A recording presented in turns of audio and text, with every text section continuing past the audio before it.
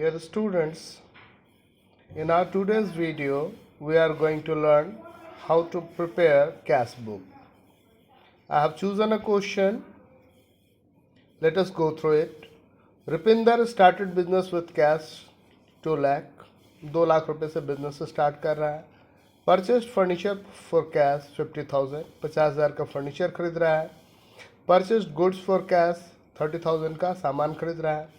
Paid freight 500 का freight दे रहा है, माल भाड़ा. सोल्ड गुड्स फॉर कैश, सामान बेच रहा है नगद में 28,000 का. पेड टू रमेश 20,000, रमेश को 20,000 रुपये नगद दे रहा है. सोल्ड गुड फॉर कैश 10,000, 10,000 का सामान नगद बेच रहा है. पेड वेजेस, मजदूरी दे रहा है 10,000 रुपये का. Purchase good from Raj on credit, Raj से उधार सामान खरीद रहा है 20,000 रुपये का.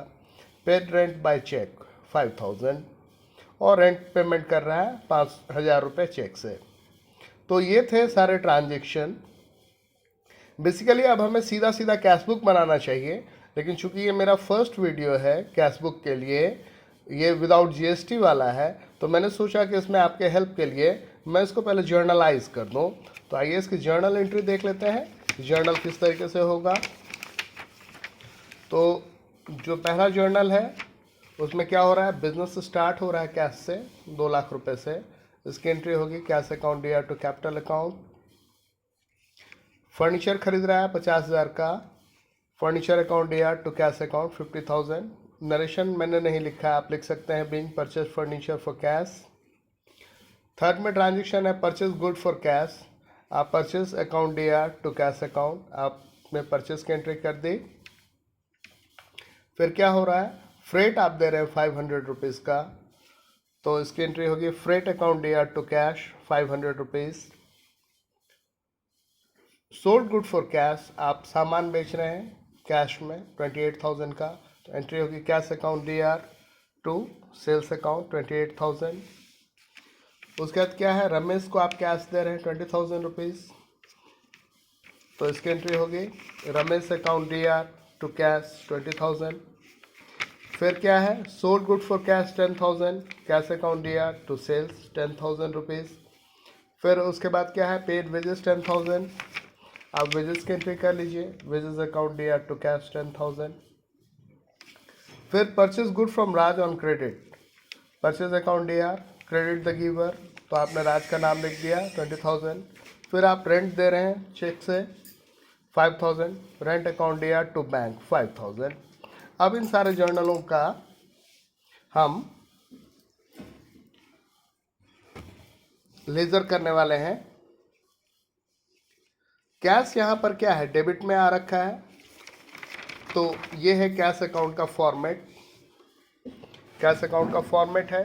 कैश के डेबिट साइड में आप टू कैपिटल लिख दीजिए 2 लाख रुपीज़. सेकेंड एंट्री में क्या है, कैश क्रेडिट हो रखा है. कैश के क्रेडिट में आप बाय फर्नीचर बोल करके लिख दीजिए, bye furniture account 50,000 rupees, cash credited bye furniture. Third में क्या है, कैश क्रेडिट हो रखा है. कैश के क्रेडिट में बाय परचेज बोल करके 30,000 लिख दीजिए. फोर्थ एंट्री क्या है, आप फ्रेट दे रहे हैं 500 रुपीज़, कैश क्रेडिट है. कैश अकाउंट के क्रेडिट साइड में बाय फ्रेट 500 रुपीज़ लिख दीजिए.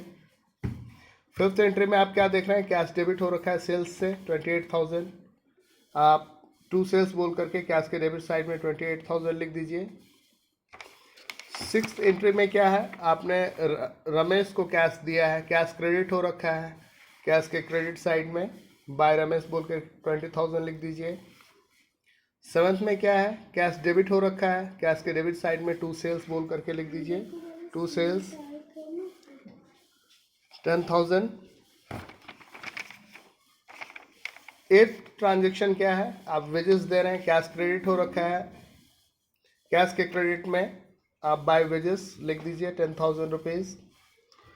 नाइन्थ में देखिए, कैश कहीं पे लिखा ही हुआ नहीं है, ये क्रेडिट परचेज है, तो इसकी एंट्री कैश बुक में कहीं नहीं होगी, क्योंकि कैश वर्ड कहीं यूज़ ही नहीं हो रहा है, तो इसका कोई इम्पैक्ट नहीं पड़ेगा.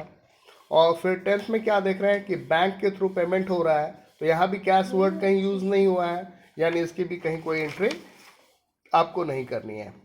अब हमने क्या किया, ये डेबिट साइड को पूरा ऐड कर लिया। ये डेबिट साइड को ऐड करने से आया 2,38,000।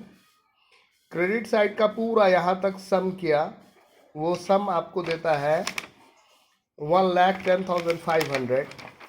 और इस 238,000 में से 1,10,500 माइनस कर लेंगे तो बैलेंस बच जाएगा, यानी इतना कैश महीने के अंत में आपके गले में है बचा हुआ 1,27,500।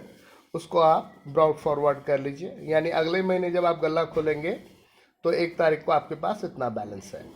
तो इस तरीके से हमने कैश बुक का एक छोटा सा सैम्पल क्वेश्चन लिया, और फिर हमारे नेक्स्ट वीडियो में आपको दूसरे क्वेश्चंस मिलेंगे।